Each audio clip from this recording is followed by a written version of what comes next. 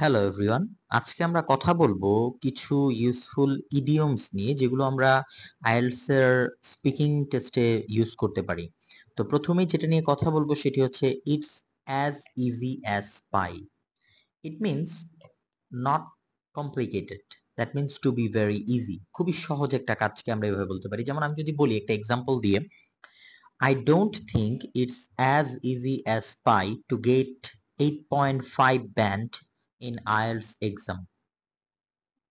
আচ্ছা, আরেকটা জিনিস শিখে রাখি, ইটস অ্যাজ ইজি অ্যাজ পাই এর একটা সিনোনিমাস কথা রয়েছে, যেমন it's a piece of cake. আমরা একটা এক্সাম্পল দিয়ে যদি বোঝার চেষ্টা করি যে it's a piece of cake to drive the car, অথবা বলতে পারি it's not a piece of cake to drive the car. তো আমরা it's as easy as pi, it's a piece of cake, এটা আমাদের দৈনন্দিন জীবনে ব্যবহার করতে পারি। আচ্ছা, তারপর যে ইডিয়মটা আমরা পড়বো সেটি হচ্ছে cost an arm and a leg. এটি মানে হচ্ছে টু বি ভেরি এক্সপেন্সিভ, যেটা খুবই ব্যয়বহুল। যেমন আমার কাছে একটা মুভি খুব ইন্টারেস্টিং লেগেছে, বাট এটা আমি দেখতে পারতেছি না বিকজ এটার কস্ট বা দামটা খুবই ব্যয়বহুল। আমি যদি বলি the movie is very interesting but the tickets cost an arm and a leg, তার মানে the price of the tickets are very expensive, that's why we use cost an arm and a leg. আমি যদি বলি the car cost him an arm and a leg, the car cost him an arm and a leg, the mobile cost him an arm and a leg, তার মানে হচ্ছে মোবাইলটার দাম তার জন্য অনেক এক্সপেন্সিভ হয়ে যায়, এটা বোঝাচ্ছে। আচ্ছা, এরপর আমরা যেটা শিখবো সেটি হচ্ছে পে থ্রু দ্য নোজ। মানে হচ্ছে যে to pay for, to pay too much for something, তার মানে হচ্ছে কোনো কিছুর জন্য আপনি বেশি খরচ করবেন। যেমন I have to pay through the nose for parking the car if I bring into the city. মানে আমি যদি এই কারটিকে বা গাড়িটিকে যদি সিটিতে আনি তাহলে আমাকে পে থ্রু দ্য নোজ, মানে আমাকে অতিরিক্ত টাকা দিতে হবে। ঠিক আছে, তো এই পে থ্রু দ্য নোজ মানে হচ্ছে অতিরিক্ত কোনো কিছুর জন্য। এরপর যেটা নিয়ে কথা বলবো মেক সামওয়ান ব্লু। আচ্ছা, এটা মানে হচ্ছে কাউকে আপনি স্যাড করে ফেলবেন। যেমন আমি যদি বলি যে it made him blue two keep the বুক, মানে বইটা যে আমি রেখে দিয়েছি এটা হয়তোবা তার প্রিয় একটা বই, তো এতে সে হয়তোবা স্যাড হয়ে গিয়েছে, এরকম। আমরা এখানে বাম্প সামওয়ান আউট এটাও বলতে পারি যে it bumps him out to keep the book, বইটি রেখে তাকে আমরা রাগা, ও সরি সরি ইট না, he bumped someone out, he bumped his friend out to keep the book, he made him or he made his friend blue to keep the book। তাহলে আমি বলতে পারি যে কাউকে কোনো কিছু রাগান্বিত ক্ষেত্রে করার ক্ষেত্রে আমরা এটা বলি। যেমন ধরেন আমি আমার বোনকে রাগান্বিত করেছিলাম তাকে ডিস্টার্ব করে, তাহলে I made my sister blue to disturb her। ঠিক আছে, ডিস্টার্ব করে আমি তাকে স্যাড করে দিয়েছিলাম আর কি, এরকম। হ্যাঁ, এরপর যেটা পড়বো সেটি হচ্ছে ফ্রিক আউট। ফ্রিক আউট মানে হচ্ছে to become very angry or lose control of your mind because of something or because of somebody, এটা হতে পারে। যেমন আমি যদি বলি I freaked out when I saw my friend with another friend, মানে আমি আমার বন্ধুকে যখন অন্য বন্ধুদের সাথে দেখি তখন আমি রাগান্বিত হয়ে যাই আর কি। হ্যাঁ, তো ফ্রিক আউট যেমন আমার বন্ধু যখন আমাকে আরেকজনের সাথে দেখে তখন রাগান্বিত হয়ে যায়। My friends freaked me out when he saw me with others। আচ্ছা, এরপর পড়বো হচ্ছে in the nick of time. এটা কিন্তু আমরা চমৎকার ওয়েতে ইউজ করতে পারি। যেমন in the nick of time মানে হচ্ছে just before it's too late, just before it's too late মানে একদম দেরি হয়ে যাওয়ার আগ মুহূর্তে, অর্থাৎ একদম কারেক্ট টাইমে গিয়ে আরেকটু যদি দেরি হয়ে যায় তাহলে কিন্তু আমাদের লেট হয়ে যাবে। হ্যাঁ, that means at the last moment, at the last possible moment, একদম কাটাই কাটাই টাইমে আমরা যখন পৌঁছাই। যেমন আমি বলতে পারি I arrived at the train in the nick of time. I arrived at the train in the nick of time. একদম কারেক্ট মোমেন্টে গিয়ে আমি পৌঁছেছিলাম। ঠিক আছে, যেমন I I reached the bus in the nick of time. In the nick of time এর আরেকটা এক্সাম্পল বলি যে he finished his essay in the nick of time, just in the nick of time. He finished his essay just in the nick of time. ওকে, এরপরেরটা আমরা সবাই জানি, so এটা নিয়ে বেশি কথা বলবো না। It's raining cats and dogs, মানে মুষলধারে বৃষ্টি হচ্ছে, খুব ভারী বৃষ্টি হচ্ছে, ইটস রেইনিং হেভিলি, হ্যাঁ, এভাবে আর কি। তাহলে আমরা বলতে পারি যেমন it was raining cats and dogs, so every flight were delayed, all flights were delayed, হ্যাঁ, এরকম হতে পারে। It's raining, it is raining হতে পারে, ইট ওয়াজ রেইনিং হতে পারে। যেমন মুষলধারে বৃষ্টি হচ্ছে, it's raining cats and dogs, so please don't go outside, বাইরে যেও না।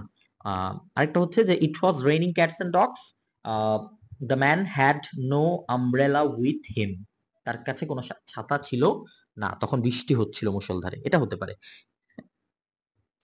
ওকে, এরপর যেটা নিয়ে কথা বলবো সেটা হচ্ছে two peas in a pod, that means very similar, specially in appearance. Appearance মানে মানে দেখায় আর কি, হ্যাঁ, প্রদর্শন।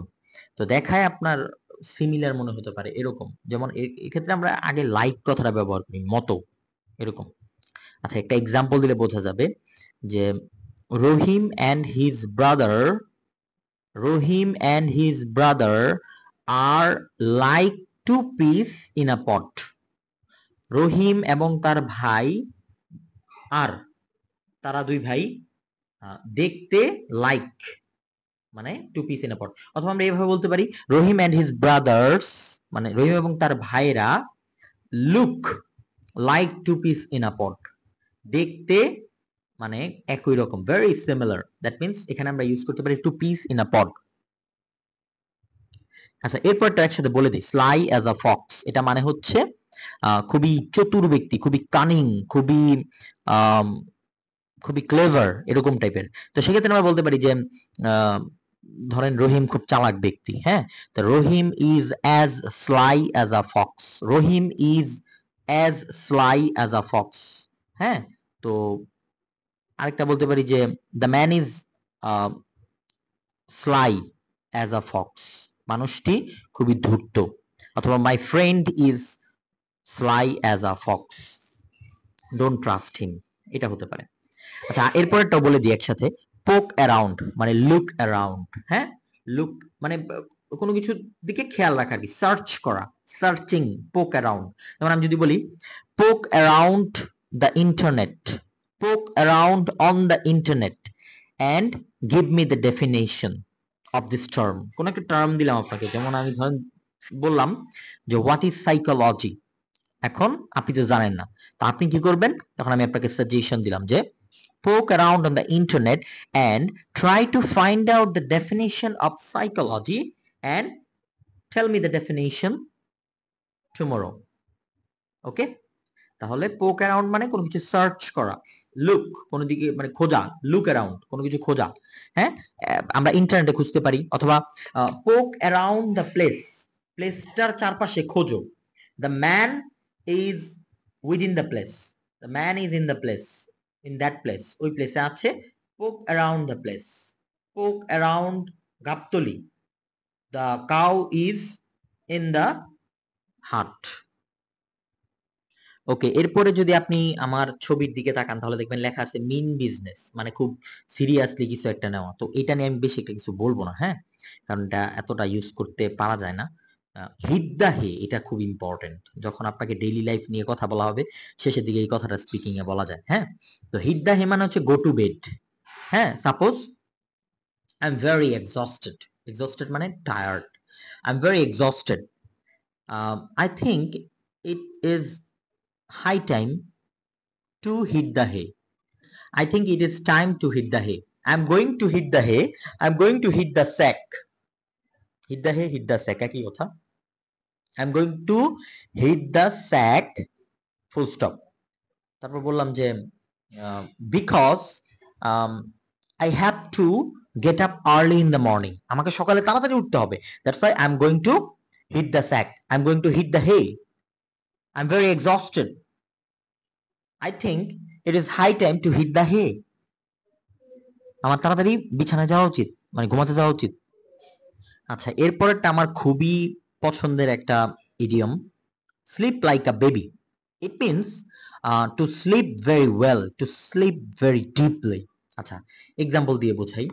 যেমন ধরেন, I was very tired last night. I went to bed. অথবা এখানে আমরা আবার ইউজ করতে পারি I went to hit the hay.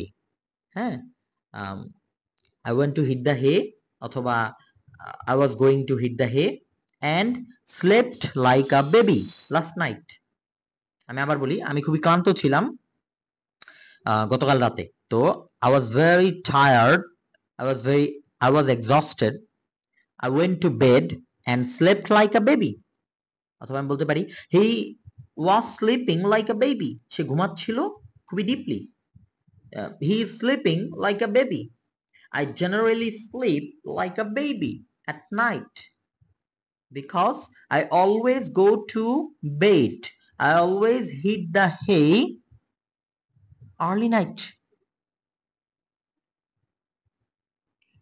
ওকে, এরপর আছে আপনার once in a blue moon.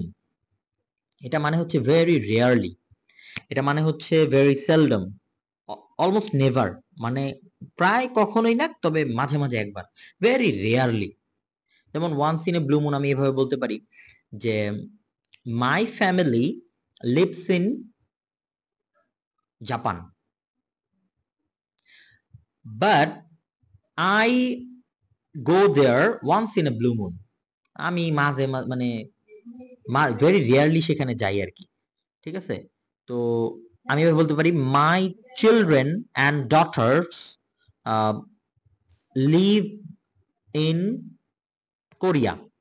Now they come here once in a blue moon. They come here once in a blue moon. অথবা আমার রিলেটিভরা ইন্ডিয়াতে থাকে। হ্যাঁ, my relatives live in India. They come here once in a blue moon. তারা এখানে আসে খুব rarely, once in a blue moon। আমি আমার কাকার বাসায় মানে খুব রেয়ারলি যাই। হ্যাঁ, তাহলে I go to my uncle's house once in a blue moon.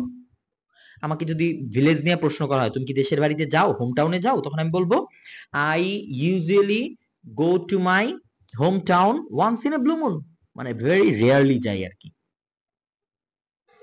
আচ্ছা, স্পিকিং এর ক্ষেত্রে আসলে আরো অনেক ইডিয়মস ইউজ করা যায়, কিন্তু এই কয়েকটা আসলে এত শিখে তো লাভ নাই। যা যা শিখবো আমরা তা যদি প্র্যাকটিক্যাল লাইফে ইউজ করতে পারি, then it will be very helpful for your speaking test in IELTS. Thank you.